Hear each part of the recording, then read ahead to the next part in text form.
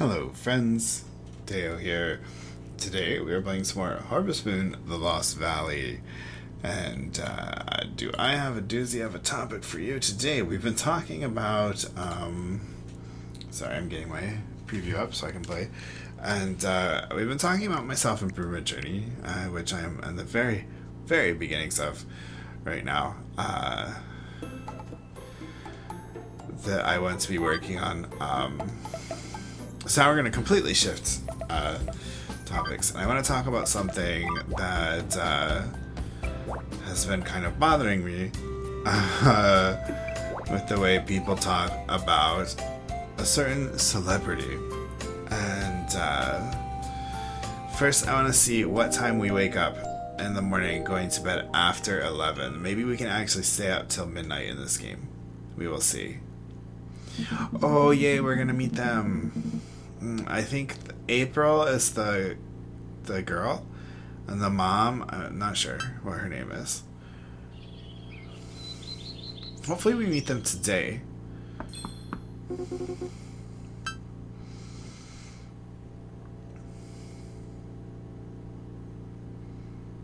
Yay, I'm so happy. They both have eyes like that, like line eyes, like closed eyes. It's weird. Iris is her name, like a flower. Okay, come from Hillsville. Yeah, April is the daughter. Nice to meet you. She's very shy. I think they kind of like with Sam's character. They kind of overdid the shy thing. Maybe she'll like kind of overcome it if you get to know her. That would be really cool if they actually introduced, like character growth in this game. I didn't do a lot of befriending characters in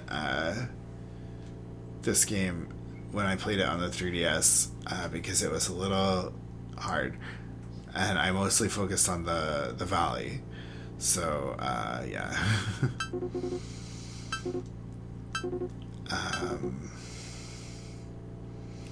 10 a.m. to 6 p.m. Wednesdays and Thursdays. Okay.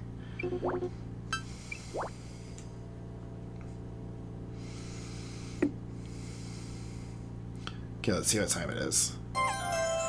It is 6. Oh, we can stay up past 11. Oh, let's check our bookshelf now, actually. Check our encyclopedia and check our collected.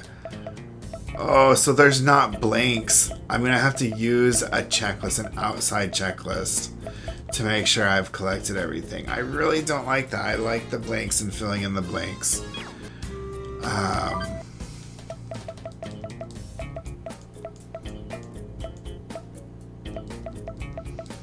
Well, it's called Affinity now. I think it was called something else in the original game. Yeah. Anyway. So now we know it's 6 a.m. Let's go talk to our people. But what I want to talk about today is Benson Boone. And particularly, I actually became interested in Benson Boone because people online I saw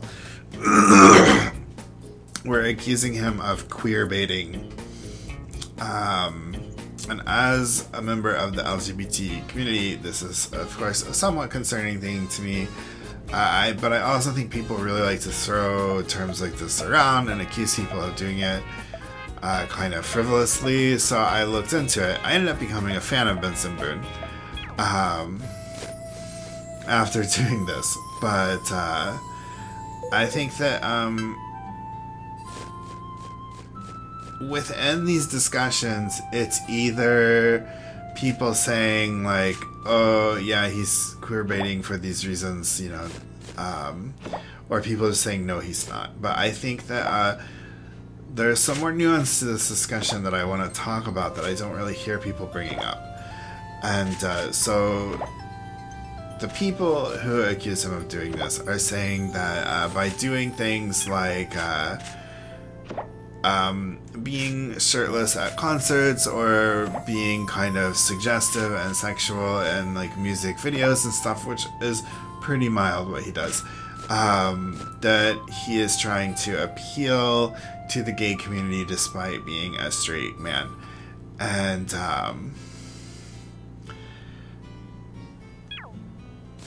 yes, that is that's one of the things, and so we'll talk about that first. First of all, I think that.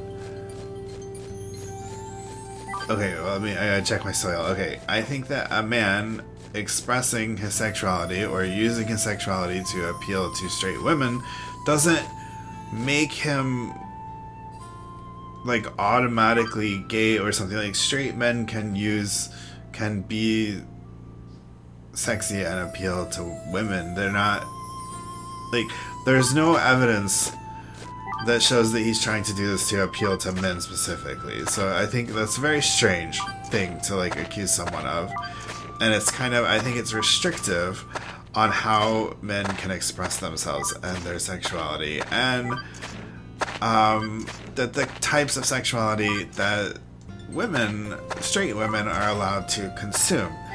And it seems to be just like, when you see anyone else outside of this argument, I've watched a lot of like reaction videos and things to like his music videos and his performances and stuff, and every time something like this happens where he's a little alluring to the audience, the people who are reacting are like, oh, that's for the ladies, because I really think that's what it is. His main audience is young women and girls who find him attractive, and like older women who find him attractive, and he's appealing to that audience. Like, I mean, he's trying to use his status as a sort of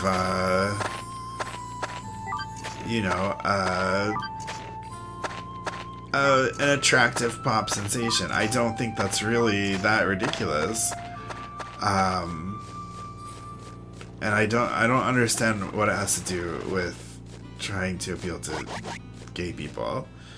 I mean, yeah, like, an attractive man will appeal to both gay men and straight women, but that doesn't mean like trying to appeal to straight women automatically means you're like baiting the gay men. I don't know. It's a very strange argument.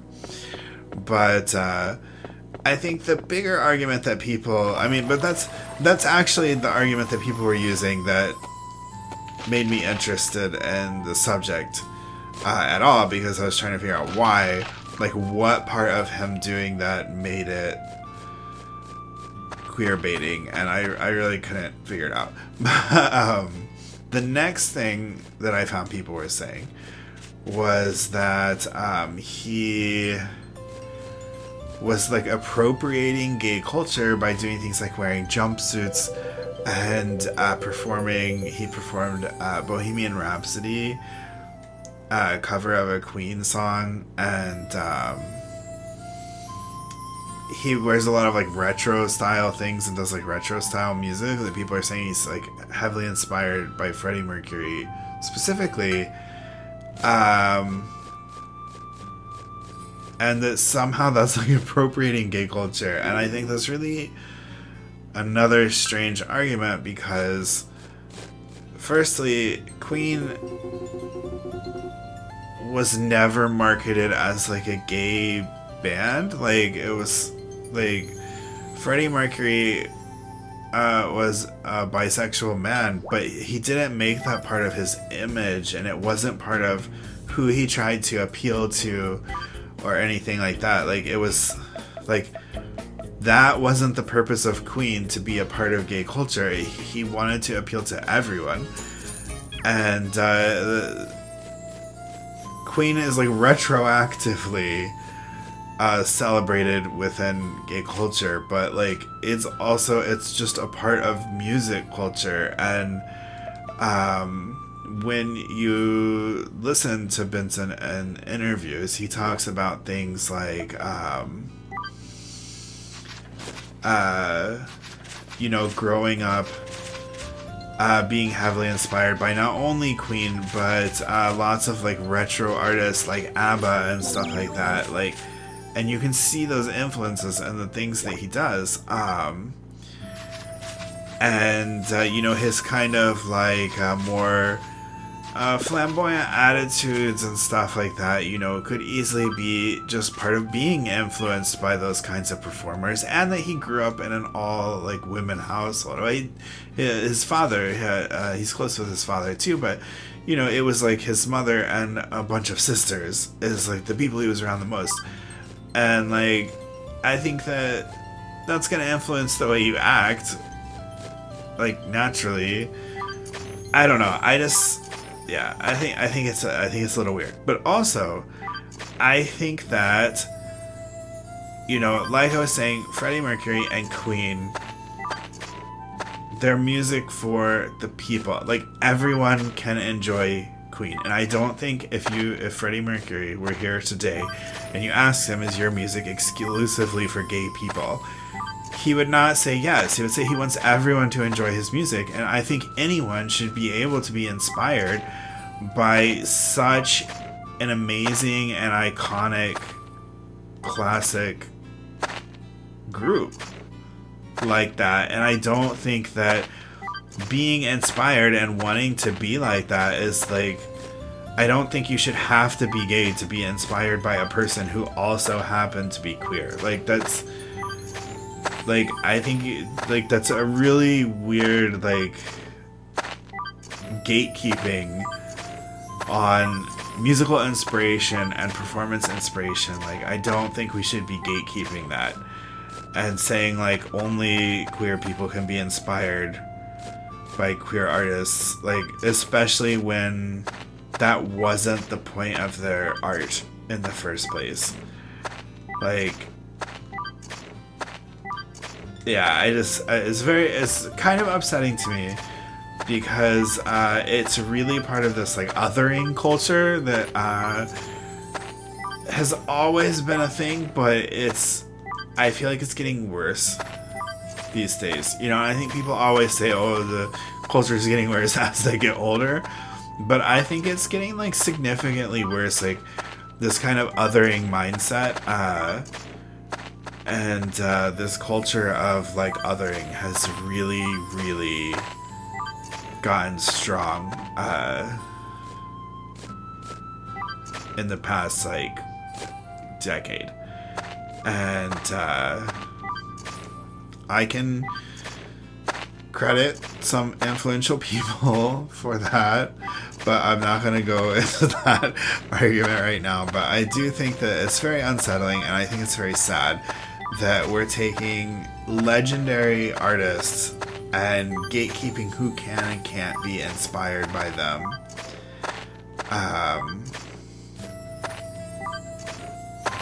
I don't know. I think it's personally, I think it's upsetting. I think it's wrong. And I honestly think that's just the kind of vibe that Benson Boone likes. And that's who he's inspired by. Like, when you listen to him in interviews and stuff, like, every time he talks about the music he listened to when he was young, the music he listens to now, the kinds of oh, I went the wrong way. Oh no, Phil, jump over here. I mean, we do have the whistle, but I wanna try to kind of get out without it. No, I don't have soil. Okay, we'll dig. We'll put. Can I jump up now? Yes. Oh my gosh, that scared me. Okay, we're good. I don't know where I want to dig my soil from now. Like, I kind of want to keep this like this level. I guess we could start kind of go back up here and start kind of clearing this down. But yeah, so that's all I want to talk about was Benson Boone and queerbaiting, and this kind of I do really like the night music in this game, by the way. Something I really liked in the original 3DS version was just the same music.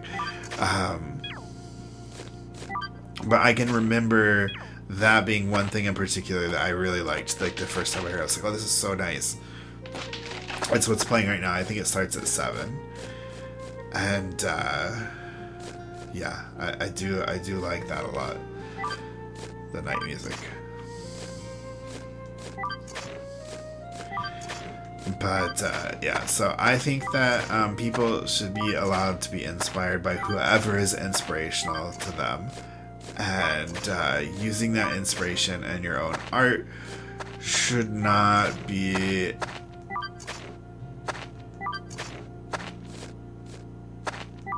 punished. Yeah, that's pretty much all I have to say about it. But I guess on the topic of the othering thing, like,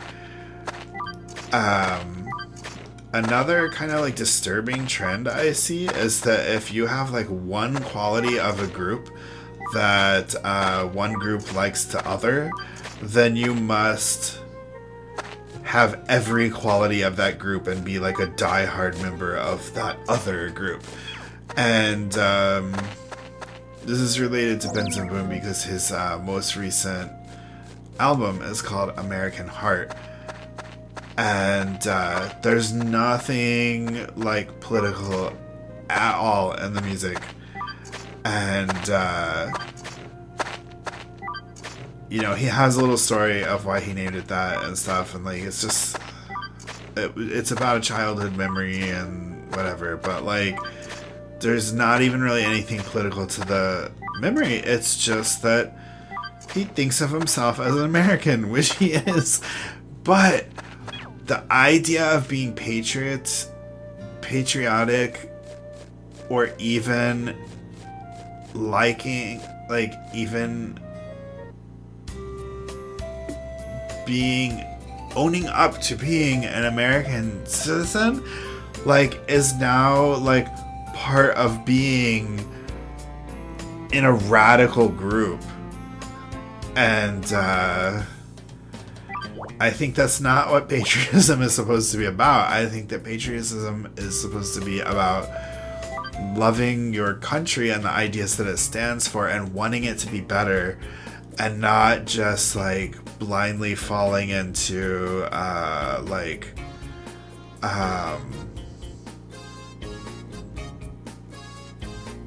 blindly falling into the following of like its politicians or something like that. And there's like a famous like Captain America panel about this and stuff, and so this idea has been along for a long time, and I think that it's okay to be proud of being an American, and it doesn't make you like a radical extremist rightist or something like that. Like, it's just, that's not how it works.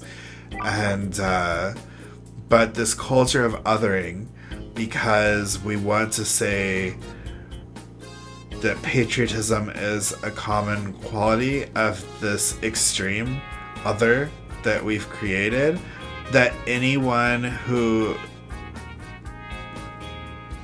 has a picture of the American flag and calls themselves an American, that's it, that's all he did, is somehow part of that group, and they can't possibly think anything else outside of that mindset.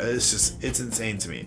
Like, I think that nuance is something that is becoming more and more lost in this extremism othering culture, and that's upsetting to me. So that's what I want to talk about. I don't want to get super political and super judgy. I'm trying to say all of this in a fairly neutral way, but you know, that isn't like favoring any like certain groups or anything. Just something that I think we all need to have more nuance, like not like one specific group is doing it. Like, I feel like everyone is like participating in this. I need to close the software. Everyone is kind of participating in this othering culture, and like, I feel like extremism and radicalism is really, really high right now. Of course, it's not everyone, but you see it a lot.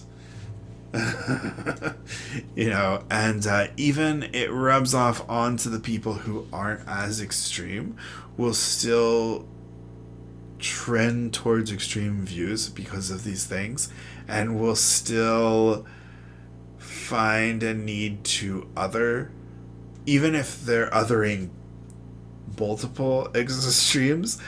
It's, you know, and that's a whole topic on centrism that I don't want to get into, but yeah. So we're gonna cut the political stuff now. I just wanted to talk about Benson Boone a little bit, and I also want to mention that I love Benson Boone. I came to really enjoy him. I probably would not have looked into any of this if he didn't have a mustache. If you guys know me from my old channel, you might know that mustaches are like the most important thing to me.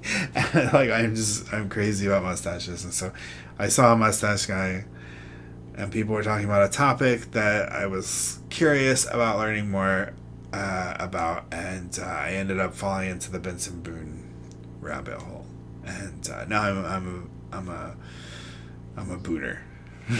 I do like him. I didn't eat the crumble cookie though, because the only crumble cookies here are like an hour away from my house, so I couldn't. I'm not doing that. But I did have to admit I wanted to try it, even though the flavor didn't sound like it would be something I would really like that much. But yeah, no, I'm just rambling, so we're gonna head out now.